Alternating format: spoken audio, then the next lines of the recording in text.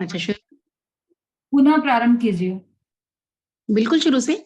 हाँ, अपना जब जहां से अपना ये स्टार्ट हुआ है। ठीक है, तो चलिए पहले हम देव शास्त्र देव की बात करते हैं। जैन संप्रदाय में अनंत भगवान और सिद्ध भगवान को देव कहा गया है, देव गति के जीव को नहीं। पंडित दौलत राम जी ने 6 डाला में देव का स्वरूप समझाते हुए लिखा, सकल निकल पर मातम द्वैविद, तिनमें घात निवारी, श्री हरिहंत सकल परिमातम, लोकालोक निहारी, ज्ञानी शरीरी त्रिवेदी कर्म मल, वर्जित सिद्ध महंता, ते हैं अमल निकल परमात्म, भोगे शर्म अनंता। अर्थात जो अरहंत देव हैं वे शरीर सहित हैं, घातिया कर्मों का नाश किया है और सर्वज्ञ हैं। प्रत्येक द्रव्य की, भूत भविष्य वर्तमान की, तीनों कालों की सभी पर्याय स्पष्ट झलकती हैं। ऐसा शुद्ध ज्ञान है। सर्वज्ञ हैं, वीतरागी हैं, इतना स्पष्ट दिखते हुए भी राग द्वेष का परिणाम नहीं आता, जिन्हें कुछ करना शेष नहीं रहा, जो शुद्ध अनंत ज्ञानादिमय अपने स्वरूप को प्राप्त कर आदि व्याधि उपाधि से रहित होकर कृत हुए हैं, वे भगवान ही कृति हैं, वे ही अरहंत भगवान हैं। अन्य जो जन्म मरण सहित चक्र, आयुध, त्रिशूल, गदा, स्त्री आदि सहित हैं, काम भोगादि की लालसा सहित हैं, शत्रुओं को मारने की आकुलता सहित हैं, वे भगवान नहीं हो सकते। दूसरे प्रकार के जो देव हैं वे शरीर रहित हैं, तीनों प्रकार के कर्ममल, द्रव्य कर्म, भाव कर्म और नो कर्म से रहित हैं, मल रहित हैं, अमल हैं और चिरकाल तक शांति या सुख का वेदन करने वाले हैं। उन्हें सिद्ध देव कहते हैं। गुरु का स्वरूप कैसा यह बतलाते हुए दौलत राम जी लिखते हैं, द्विविध संग विनिषुद्ध उपयोगी, मुनियोत्तम निज ध्यानी। अर्थात अंतर और बाहर दोनों प्रकार के परिग्रह से रहित होते हैं, शुद्ध उपयोग में लीन रहते हैं, वीतरागी होते हैं, जो स्वयं मोक्ष मार्ग में लगे हैं और अज्ञानी जीव को भी मोक्ष मार्ग की शिक्षा दीक्षा देते हैं। बाहर में 28 मूल गुणों से युक्त दिखते हैं, अंतर में निज परिणति में लीन रहते हैं। रत्नकंठ श्रावकाचार्य में आचार्य श्री समुद्रवद स्वामी लिखते हैं, विषय आशावती शीतो निरारंभ्यो परिग्रह, ज्ञान ध्यान तपो रखता तपस्वी सा प्रशस्ति। जो गुरु 5 इंद्रियों के विषयों की वांछा से रहित हैं, 6 कायों के जीवों की रक्षा के भाव सहित हैं, परिग्रह रहित और ज्ञान ध्यान में आसक्त हैं, जो इन 4 विशेषणों से सहित हैं, वे ही गुरु हैं, वंदनीय हैं। अब हम शास्त्र की बात करते हैं। जो बीतराग भगवान द्वारा कहा गया हो, श्रुत केवली के द्वारा रचा गया हो और वस्तु जैसी है उसका वैसा ही स्वरूप है, ऐसा कथन करने वाले हो, सर्व जीवों के हित की बात हो, मिथ्या मार्ग का निषेध करने वाला हो। अन्य लोग ऐसी किताबें जहां हिंसा की प्रधानता करके अश्वमेध यज्ञ करते हैं, नरभेद यज्ञ करते हैं, पितरों तथा व्यंतरों के लिए मांस पिंडदान, बलि, शिकार इत्यादि जहां बातें लिखी हों, वो शास्त्र नहीं शस्त्र ही हैं, जिनके पठन पाठन से भला नहीं होगा, ऐसी प्रतीति करनी चाहिए। अब आप सबके मन में एक प्रश्न उठा होगा कि देव शास्त्र गुरु का सच्चा स्वरूप जानने से क्या होगा? आखिर फायदा क्या है अगर हम देव शास्त्र गुरु का सच्चा स्वरूप जान लेते हैं? जब हम देव शास्त्र गुरु का सच्चा श्रद्धान करते हैं तो स्वतः ही प्रशम, अनुकंपा, संवेग और आस्तिक के गुण पल जाते हैं। और जो देव शास्त्र गुरु में श्रद्धा करता है वह कांछा आदि 8 दोषों से रहित हो जाता है, मूढ़ भी नहीं होता, तो फिर 6 अनायतन और 3 मूढ़ताओं से भी बच जाता है। 8 मद भी स्वतः ही समाप्त हो जाते हैं, उसे अपने आत्मा की प्रीति होने लगती है। यहीं से धर्म का प्रारंभ होता है, या यूं कहें कि सम्यक दर्शन की शुरुआत हो जाती है। इसलिए देव शास्त्र गुरु का सच्चा श्रद्धान अनुक्रम से शाश्वत सुख में पहुंचाने वाला है, सम्यक्त्व का कारण है। इन्हीं शब्दों के साथ मैं अपनी वाणी को विराम देती हूँ। जय जिनेन्द्र। बहुत बढ़िया रूबी जी, बहुत अच्छा, बहुत स्पष्ट और बुलंद आवाज में आपने अपने वक्तव्य को रखा है और एक पूरे विषय को एकदम क्लियर कर दिया है। बहुत बढ़िया रूबी जी, आपने जो मेहनत की है इस विषय को तैयार करने में वो मेहनत आपकी सफल हुई। बहुत अच्छा रहा आपका वक्तव्य। आपकी मेहनत दिखी है इसमें कि आपने पूरी मेहनत से ये तैयार किया है। दीदी हाँ, आपने समझाया है। हाँ, इसमें एक बात और ध्यान रखना चाहिए कि जो व्यवहार सम्यक्त्व का द्वितीय लक्षण है वह देव शास्त्र गुरु की श्रद्धा न होकर देव गुरु और धर्म की श्रद्धा को लिया है पंडित दौलत राम जी ने। आप देखेंगे पेज नंबर 70 पर व्यवहार सम्यक्त्व का जो लक्षण है उसमें देव गुरु और धर्म ये 3 शब्द डाले हैं। हालांकि बहुत ज्यादा अंतर नहीं है शास्त्र में और धर्म में, लेकिन फिर भी थोड़ा अंतर तो है।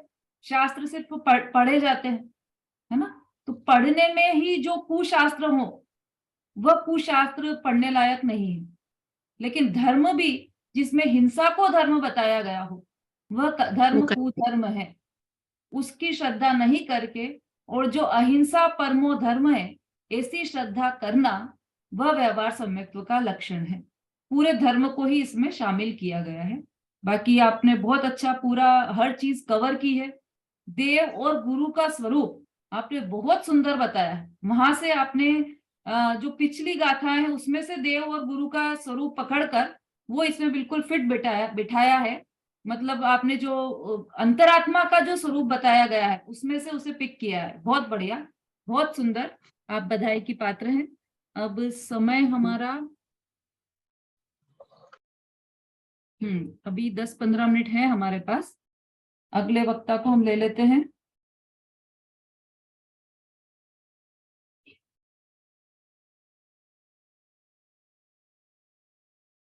सम्यक्त्व का 25 दोषों से रहित पना और 3 मूढ़ता, इस विषय पर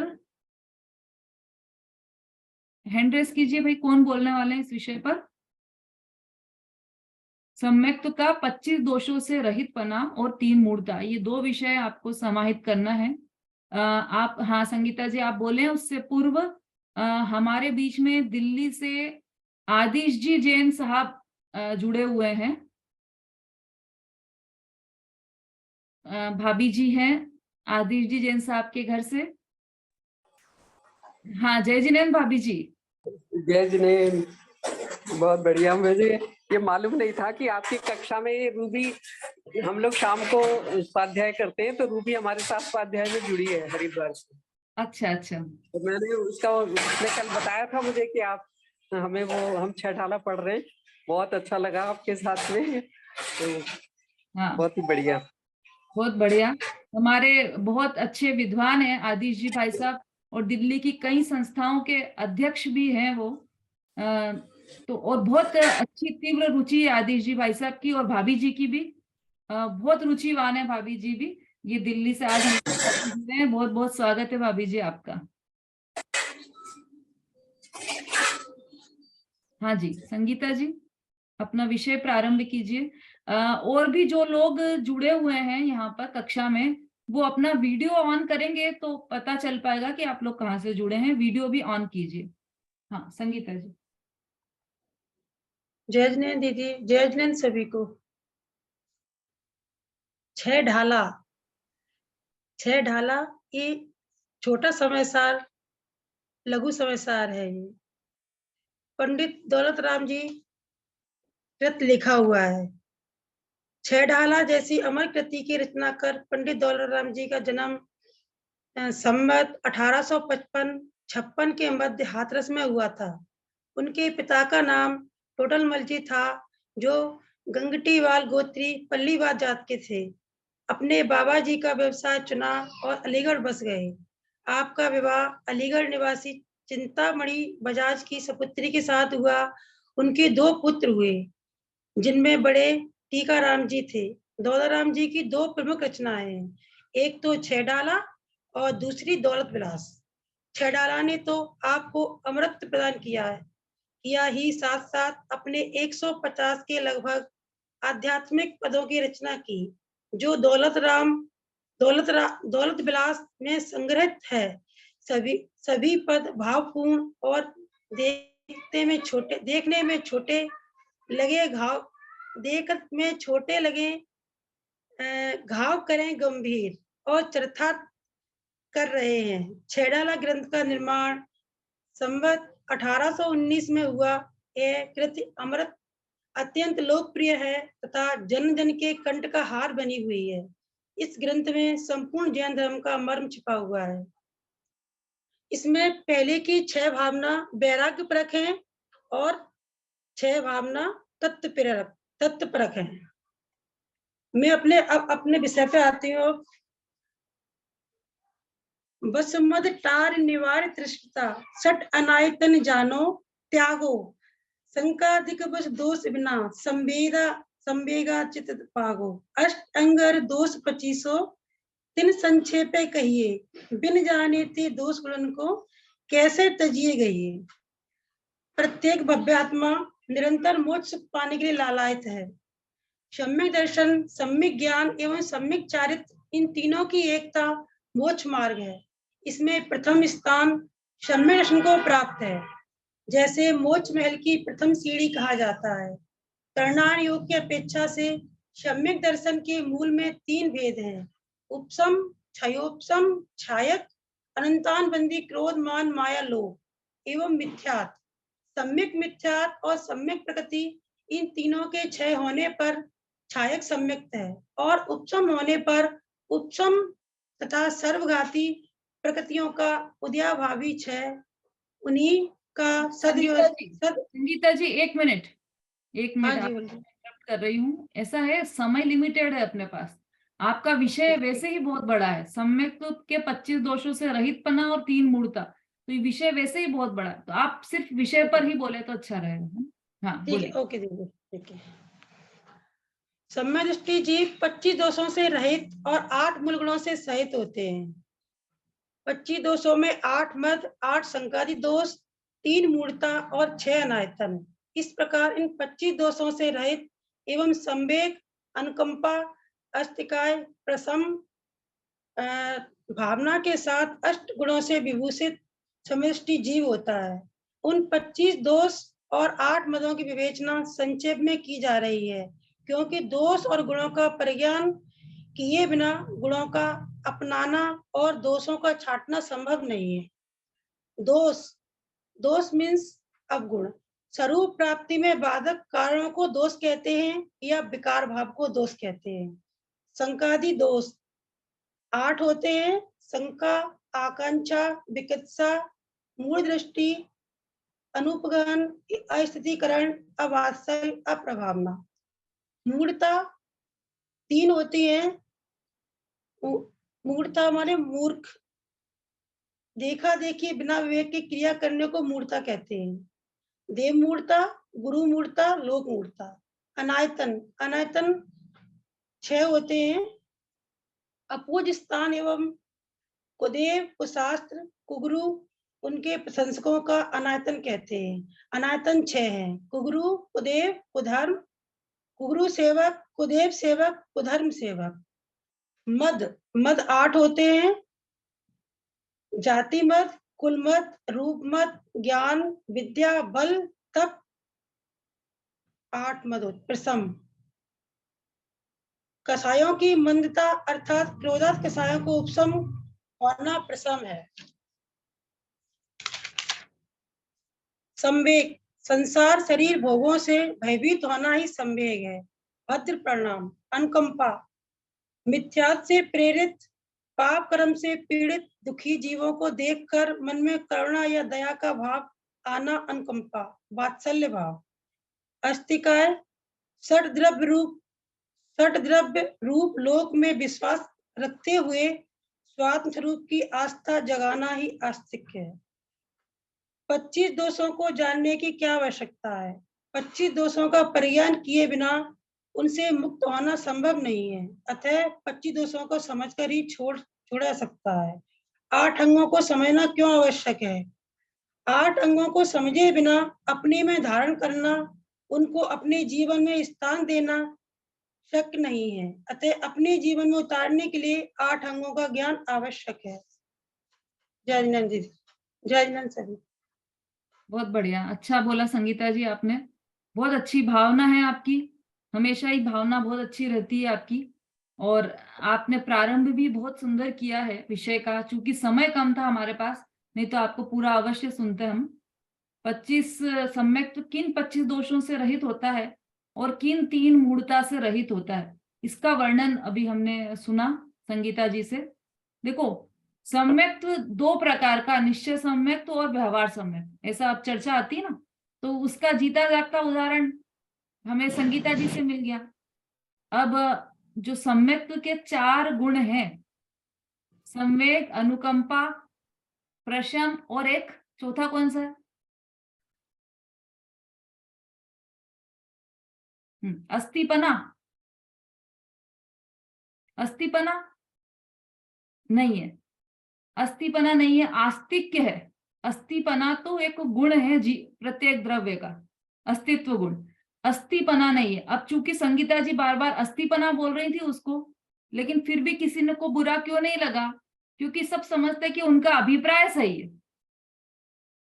वो व्यवहार से उन्होंने ऐसा बोल दिया है, लेकिन उनके अंदर में उनको समझ में आ गया है कि वो आस्तिक्य है, अस्थिपना नहीं है। ऐसी कई बहुत सारी जगह पर हम अपना विवेक लगा लेते हैं कि इनके मुंह से निकल गया होगा, या इस तरह से शब्द नहीं है, इनका अभिप्राय सही है। तो इसी तरह से ये मोक्ष मार्ग में भी ऐसा ही है, निश्चय मोक्ष मार्ग और व्यवहार मोक्ष मार्ग। तो जो व्यवहार मोक्ष मार्ग है, जो शुभ भाव है, पंच महाव्रत आदि के परिणाम है, 28 मूल गुण को पालन करने के परिणाम है, वो मोक्ष मार्ग तो है नहीं, पर कह दिया जाता है। वास्तव में मोक्ष मार्ग क्या है? वास्तव में निश्चय रत्नत्रय ही सच्चा मोक्ष मार्ग है। व्यवहार रत्नत्रय को, व्यवहार मोक्ष मार्ग को व्यवहार मोक्ष मार्ग क्यों कहा? कि कह दिया गया है नहीं। जैसे अस्थिपने को आस्तिक्य कह दिया गया है नहीं, अस्थिपना वहां पर आस्तिक्य ही है। ठीक है, तो अभिप्राय को हम समझ के चले। बहुत बढ़िया संगीता जी, आपने बहुत अच्छा विश्लेषण किया। अब चूंकि समय हमारा हो गया है, ये वीना जी हैं हमारे साथ। वीना जी, आप कहाँ से हैं?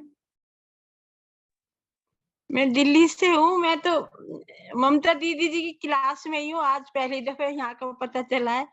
वो रूबी जी भी उसमें है, तो अच्छा लगा सुन के। उनका सुनना चाहिए, देखना। तो बहुत बढ़िया। नहीं, ममता दीदी से जो कुछ सीखा है उनसे ही सीखा है मैंने शुरू से ही। जो कुछ भी आज है मेरे पास वो उनसे ही प्राप्त किया है मैंने। तो दिल्ली से हूँ वैसे।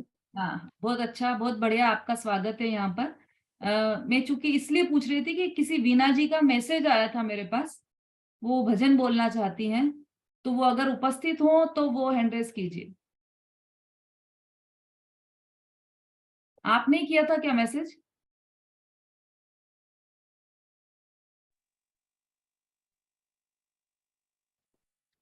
तो मुझे विषय तो पता नहीं था, लेकिन हाँ, आप भजन सुनाना चाह रहे हैं क्या? हाँ, जिनवानी पर ही है, एक तो मिनट, सुना सकते हैं। हाँ हाँ हाँ, एक मिनट। पर जिसने पहले मुझे मैसेज किया था वो है उपस्थित, तो वो हैंड रेज कीजिए। शायद वो बीना जी हैं। आप मैं ही हूँ। मैंने दो बार हो गया था मुझसे। आप कल की क्लास में थे क्या? नहीं। हाँ, तो वो कल की क्लास में भी थे ना, इसलिए कल भी उन्होंने बोला था और पर्सनली मैसेज भी किया है। चलिए, वो दिख नहीं रहे हैं मुझे। हाँ, भजन और विमलेश जी भी बोलना चाह रहे थे। विमलेश जी, हाँ।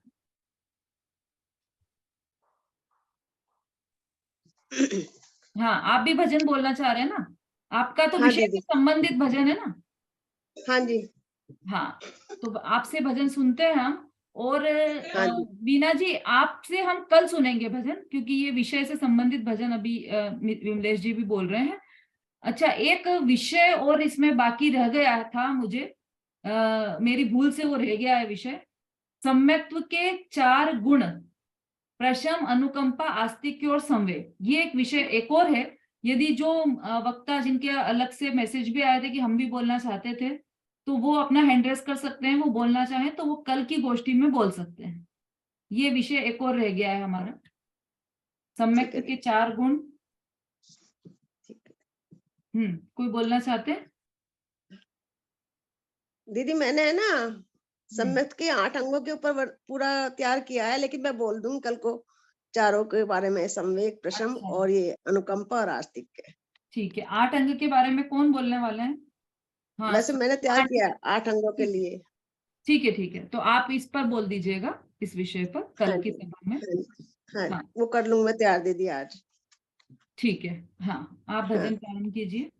हाँ और जो भी दीदी आज नए लोग आए हैं वो सभी का स्वागत है हमारी इस सम्यक श्रुत धारा पाठशाला में। आप सभी का स्वागत है। अर्चना जी मुझे दिखाई दे रही है, नई हैं, और मंजू जी हैं,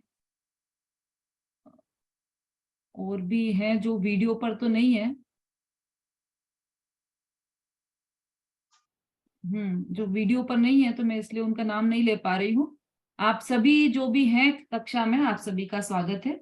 हाँ जी, विमलेश जी प्रारंभ कीजिए। हाँ दीदी, दीदी सम्यक दर्शन के बारे में भजन है ये। सम्यक्ति बिन मुक्ति न पाओगे, सम्यक्ति बिन मुक्ति न पाओगे, नहीं पाओगे पछताओगे, नहीं पाओगे पछताओगे, सम्यक्ति बिन मुक्ति न पाओगे। चाहे करो तुम घोर तपस्या, चाहे करो तुम घोर तपस्या, अंत 84 में जाओगे, अंत 84 में जाओगे। चाहे करो तुम निश दिन भक्ति, सारी व्यर्थ गवाओगे, समकित बिन मुक्ति न पाओगे, समकित बिन मुक्ति न पाओगे। खोटे देवी धर्म गुरु छोड़ो, खोटे देवी धर्म गुरु छोड़ो, नहीं संसार बढ़ाओगे, नहीं संसार बढ़ाओगे। नाहक रत्न चिंतामणि खो, फिर पीछे ललचाओगे, समकित बिन मुक्ति न पाओगे, समकित बिन मुक्ति न पाओगे। मिथ्या पूजा छोड़ प्यारे, मिथ्या पूजा छोड़ प्यारे, समकित फल को खाओगे, समकित फल को खाओगे। कहे जवाहर मुक्ति पाकर, कहे जवाहर मुक्ति पाकर, अरहंत सिद्ध कहाओगे, समकित बिन मुक्ति न पाओगे, नहीं पाओगे पछताओगे। जय जिनेन्द्र दीदी। सभी हाँ, को जय जिनेन्द्र। बहुत अच्छा भजन है, जवाहरलाल जी का भजन है ये, बहुत अच्छा हाँ जी, भजन है। वो जवाहरलाल जी थे और उन्होंने सम्यक रत्न की बात की है। जो जो हाँ जी, जवाहर हैं खुद वो रत्न की बात कर रहे हैं। सम्यक के हाँ जी, बिना वास्तव में मुक्ति संभव नहीं है। सम्यक पर बहुत अच्छे अच्छे पुराने भूधर दास जी के, भागचंद जी के बहुत अच्छे अच्छे भजन हैं, पुराने ज्ञानियों के, विद्वानों के। दिक दिक जीवन समकित बिना, और एक प्राणी समकित ही शिव पंथारे, तो बहुत ही प्यारा भजन है। प्राणी समकित ही शिव पंथारे, जा बिन बाह्य क्रिया तप कोटिक, सकल व्रथा है रंथारे। बहुत अच्छे भाव भरे हुए हैं इस भजन में। और भी बहुत सारे भजन है सम्यक के। तो कल भी आप लोग याद करके आइए, तैयार करके सम्यक पर ही भजन, क्योंकि इस पूरी तीसरी ढाल में सम्यक मोक्ष दर्शन के महल बारे की में। प्रथम सीढ़ी सम्यक दर्शन की ही चर्चा की गई है, उसी का महत्व बताया गया है। गोष्ठी के जो विषय अभी आगे बाकी रह गए हैं उसमें सम्यक्त्व के अनुत्पत्ति स्थान और सम्यक्त्व की महिमा, यही विषय अब कल आने वाले हैं। तो सम्यक्त्व कल वीणा जी बोलेंगी, तो उनसे निवेदन है कि कल सम्यक्त्व पर ही आप कोई भजन तैयार करके आए तो बहुत अच्छा लगेगा। कल की गोष्ठी भी समय से प्रारंभ होगी, सभी वक्ता समय पर आ जाएं और समय पर ही पूर्ण होगी। चलिए। जावाणी के ज्ञान से तुझे लो कालो, सोवाणी मस्तक सदा देत हूँ। बोलिए जिनवाणी माता की जय, महान जैन धर्म की जय। सभी को जय जिनेन्द्र। सभी को जय को जय जिनेन्द्र। जय जिनेन्द्र सभी बहनों। जय जिनेन्द्र। सभी को जय जिनेन्द्र।